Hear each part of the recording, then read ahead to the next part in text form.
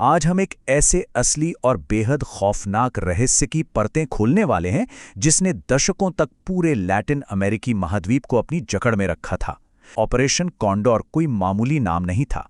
ये एक ऐसा अदृश्य जाल था जिसने सचमुच सत्ता, राजनीति और क्रूरता की सारी हदें पार कर दी थी। तो चलिए बिना किसी देरी के शुरू करते हैं। जरा एक सिहरन पैदा करने वाले विचार के बारे में सोचिए।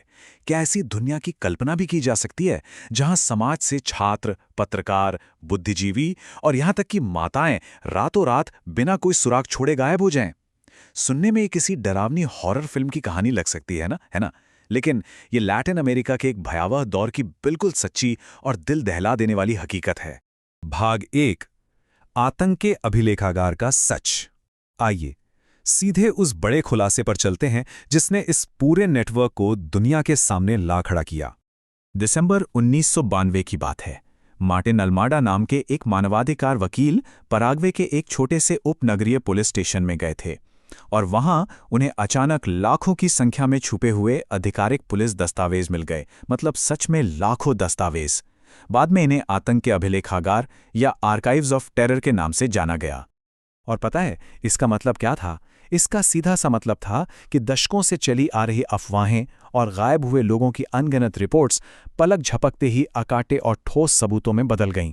इन दस्तावेजों में अर्जेंटीना, चिली, पराग्वे और उरुग्वे जैसी देशों की खुफिया एजेंसियों के बीच जानकारियों के लेन देन, अपहरण और हत्याओं का पूरा कच्चा चिट्ठा दर्ज था, बिल्कुल ब्लैक एंड व्हाइट में। आगे बढ़ते हैं। भाग 2, शीत युद्ध और तानाशाही का उदय। इस विशाल ऑपरेशन की शुरुआत कैसे हुई, यह समझने के लिए हमें थोड़ा पीछे शीत युद्ध के दौर में जाना होगा।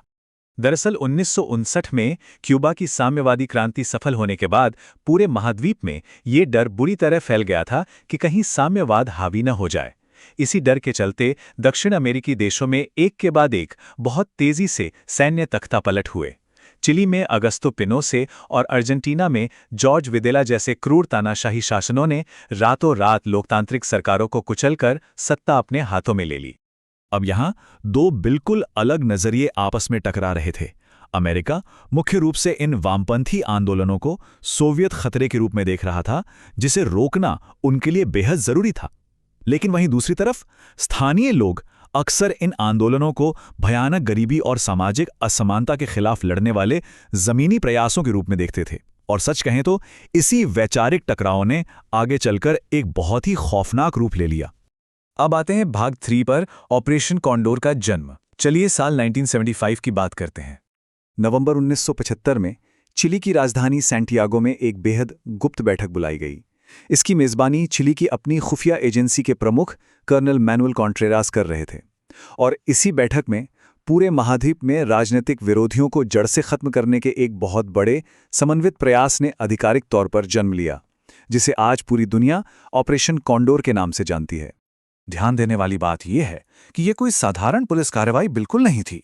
ये एक बेहद व्यवस्थित 3 चरणों वाली खौफनाक कार्यप्रणाली थी। पहले चरण में खुफिया जानकारी साझा की जाती, दूसरे में एक देश की पुलिस सीमा पार करके विरोधियों का अपहरण करती, और फिर आता था तीसरा और सबसे खतरनाक चरण, जहां अंतर्राष्ट्रीय स्तर पर हत्याओं को अंजाम दिया जाता था, सब कुछ एकदम प्लानिंग के साथ।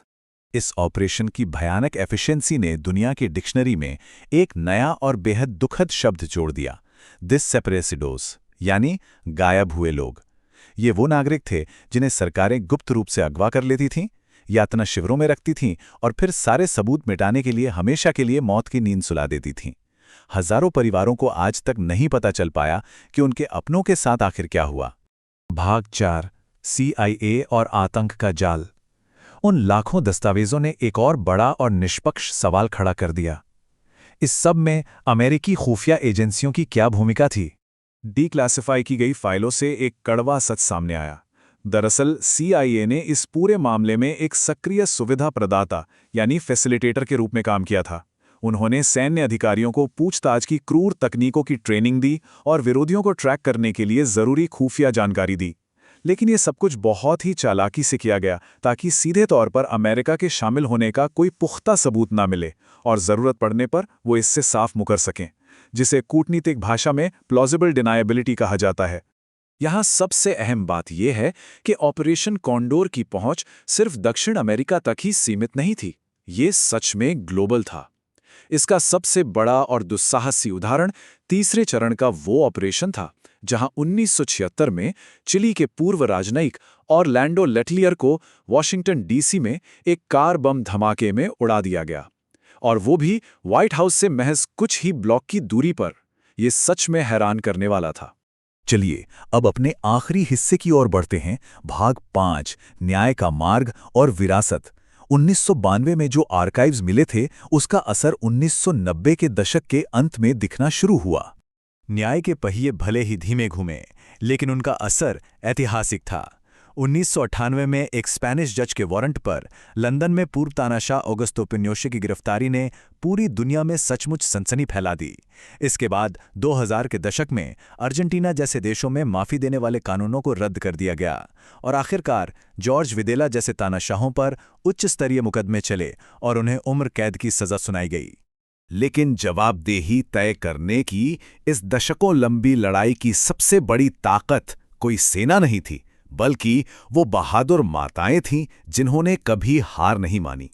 Mother's of the Plaza de Mayo ने अपने गायब हुए बच्चों की तस्वीरें हाथों में लेकर ब्यूनस आयर्स में हर गुरुवार को जो मार्च निकाला, उसने पूरी दुनिया के सामने इस क्रूर और खामोश कर देने वाले तंत्र की पोल खोलकर रख दी।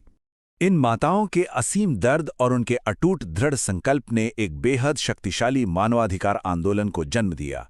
एक ऐसा आंदोलन जो एक बहुत ही सरल लेकिन गहरे सिद्धांत पर टिका था, नुंका मास, जिसका अर्थ है फिर कभी नहीं। ऑपरेशन कॉन्डोर अपने पीछे एक बहुत ही खौफनाक सबक छोड़ गया है। ये हमें याद दिलाता है कि लोकतंत्र आखिर कितना नाजुक हो सकता है। यदि हम इतिहास को भुला दें तो समाज की रक्षा करने के लिए बनाए गए संस्थान कितनी जल्दी उसी समाज के लिए सबसे बड़ा खतरा बन सकते हैं। ये सच में सोचने वाली बात है। राज्य द्वारा प्रायोजित आतंकवाद के खिलाफ हमें हमेशा सतर्क रहना ही होगा।